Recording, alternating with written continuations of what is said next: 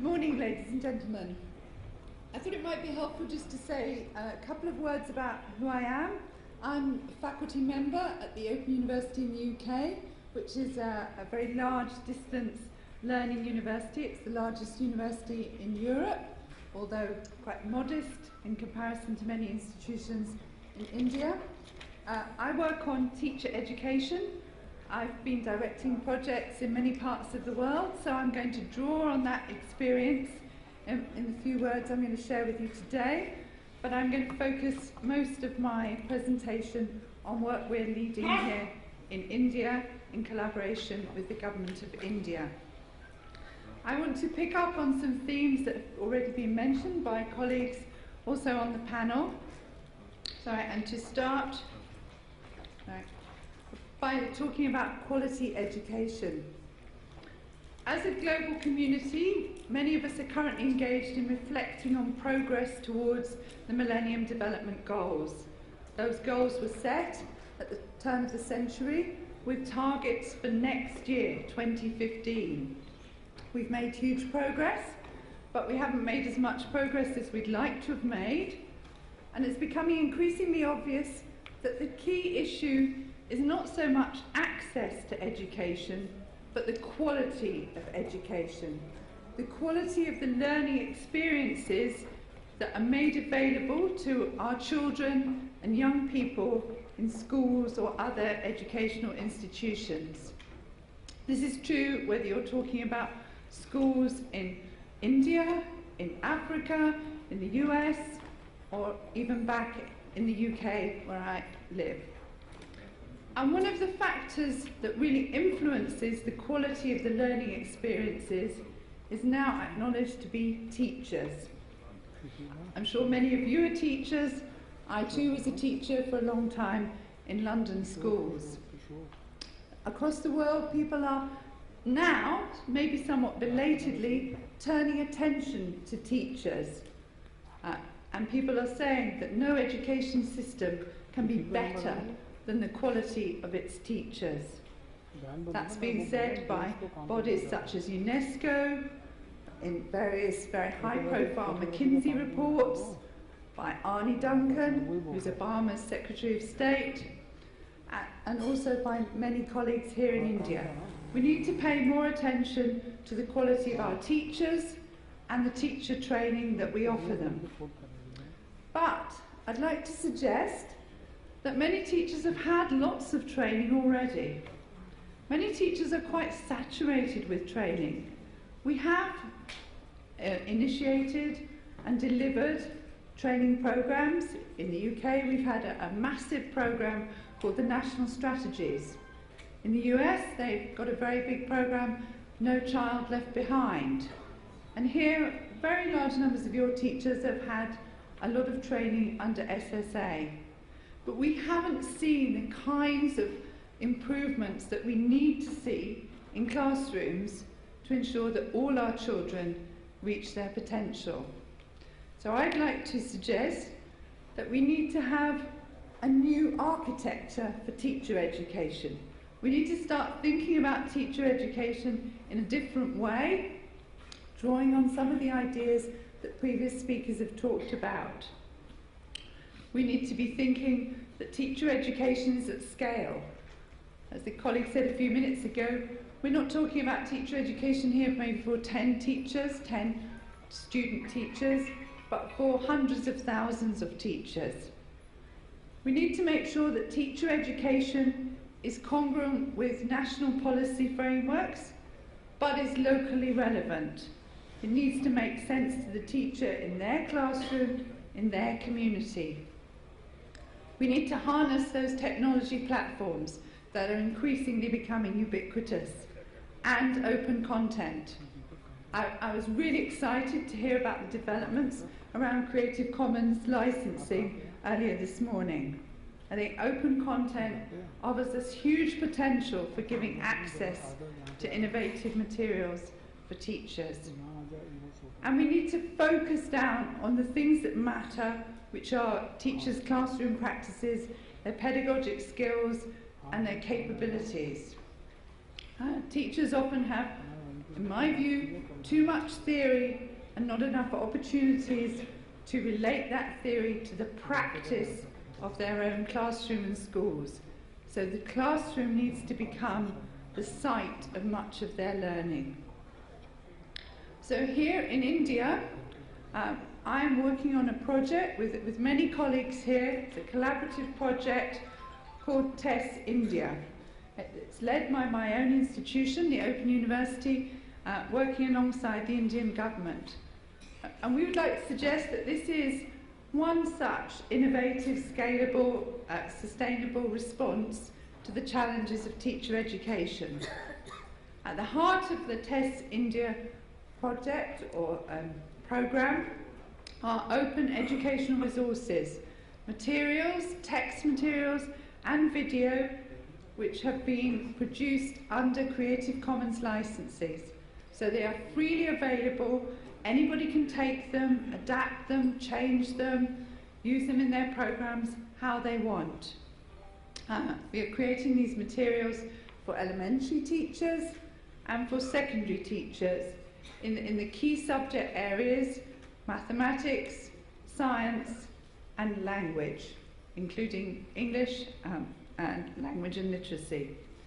And because these materials are open educational resources, they're going to exist in many different versions for the different states, different regions, areas of India, and in many, many different languages.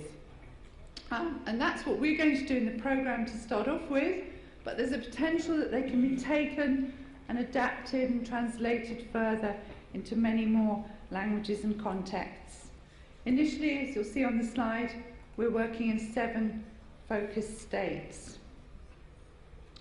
So at the heart of our programme is taking the policy that has been very eloquently and elegantly expressed in the national policy documents here, and we're moving that into practice at classroom level, in classrooms both in rural areas and in urban areas.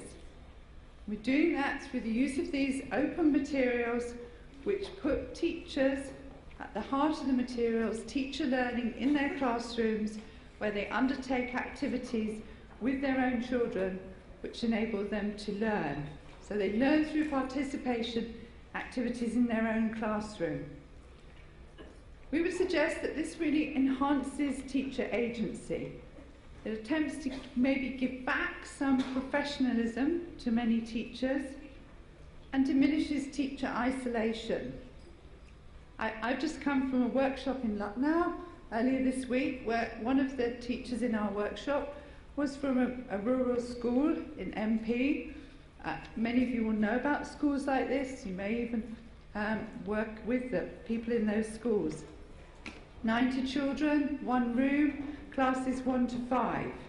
That's a very challenging job for anybody. It's extremely challenging when you don't have very many resources. And who can that teacher learn from? He has no peers in the next classroom who can look at his practice, give him feedback. It's very difficult for him to engage in professional development. If he goes off to a training session at his local training centre, at CRC, the block, then who teaches his children? So we think we need to be harnessing technologies and we need to be citing the teacher's learning in that classroom and through technology connecting him to other teachers so that he can share his own experiences but also he can learn from other people's experiences. So our materials through the TESS India programme are available in many different forms. They are of course available as print materials because many people still do not have much access to online platforms. But they are going to be available in SD cards so that teachers like the teacher from the MP school could have access to the video on his mobile phone. Going to be available on tablet computers. We're doing a little bit of work already with using those with teachers in more rural areas. and they're of course available through the website. And because these materials are open content, they can be used in many different kinds of programs.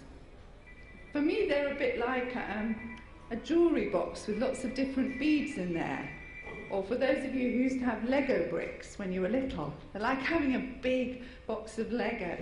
They're open, they're similar, and they work together, but you can connect them together in multiple ways, depending on what it is that you want to provide, what the learning needs are of the teachers that you're working with. So we're using these open resources in pre-service programs, basic teacher certificate, diploma of elementary education. We're using them in professional development programs, at cluster level, at block level.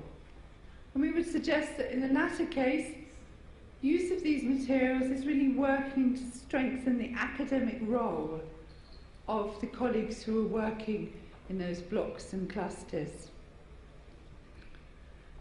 Alongside text materials, we're also producing audio, because it's very important for teachers to be able to see how other teachers are using these ideas in their classroom. These are not examples of perfect lessons. I'm not sure there is a perfect lesson ever, because for me a good lesson has to be adapted to the children that you have in your own context and your relationship with those children, those pupils. But these video clips are working to inspire teachers to illustrate particular points and to help those teachers to notice what's going on in their classroom or in the classroom of colleagues. And we're organising those videos around pedagogic themes, because pedagogic techniques, student-centred learning is at the heart of what we're trying to enhance.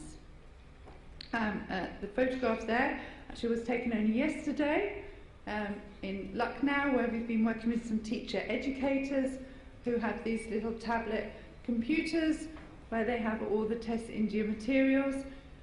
But that's not really the main reason they're using the tablet computers. They're using them to work with teachers, to video teachers, to then play back some of those teachers' practice to them, to open up the classroom to that teacher and try and coach them to develop their practices and then refer them to the Test India materials. This project is still in its early stages, but we are learning. We're learning that it's very important to have somebody to broker engagement with the materials. And there are many different actors that we put in that role. It's important to have a balance between the global, working across a country as large as India, and the local, to recognise the kinds of languages and cultures and histories that are relevant to people in their own context. We need to use new technologies progressively. People can't move from using no technology to suddenly being hugely expert. We have to support them, scaffold their journey. It's still important to use print. And absolutely critical to have collaboration. So we're working with many different partners, national and state level. And just finally to say that we're making some journeys ourselves within the project. We started off with this focus on teachers. We're so passionate that teachers are at the heart of this project. But we've become increasingly aware that we also need to pay attention to the needs of teacher educators. And so one of the things that we are working on over the next few months is a MOOC for teacher educators to support their own professional learning, building their capacity in the use of open educational resources, principles and practices of openness. So I'd like to finish now actually with just showing you a little one of our video clips. This is still work in production, but I thought you might be interested to see the kinds of things that we are producing in this project.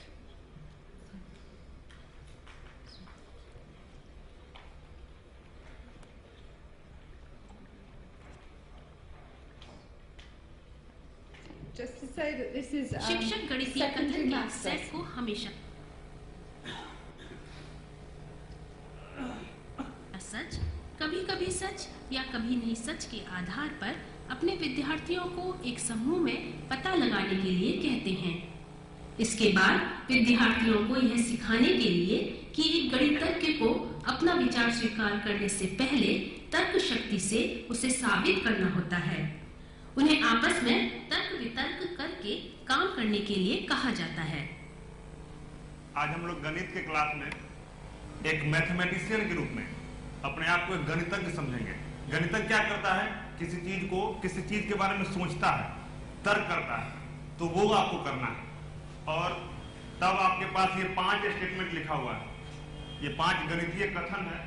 और इस 5 गणितीय कथन में कोई इस statement पर जब आप एनालिसिस करेंगे, जब इसके बारे में आप सोचेंगे, समझेंगे, तर्क करेंगे, 3 बातें हो सकती है।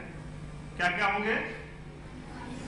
या तो हमेशा सच होंगे, कभी कभी सच होंगे, या कभी सच नहीं होंगे। ये 3 बातें होंगी, ठीक है। तो ये 5 स्टेटमेंट है कि यदि p एक अभाज्य संख्या है तो p + 1 एक भाज्य संख्या है, ठीक है। दूसरा स्टेटमेंट कि एक वृत्त की n जीवाएं वृत्त के n + 1 अनाच्छिद्य क्षेत्रों में बांटती है। तीसरा है यदि 2 गोलकों का आयतन एक समान हो तो गोलक सर्वांग है। गोलक मतलब गोला, ठीक है। अब गोला जानते हैं उसको, गोलक यानी गोला।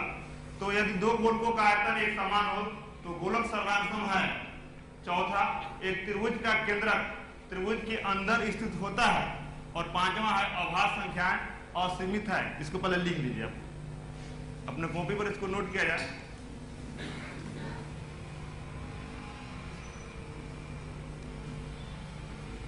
दो 3 जितना आसान आप कर सकते हैं, ठीक है, उतना पर आप हम ग्रुप बांटेंगे। 4-4 का ग्रुप होगा और उस ग्रुप में, और उसके बाद मैं आपको ये पेपर और ये कलम भी दूंगा। उस पर क्रिएटिव थोड़ा सा एक्टिव आपको काम करना है।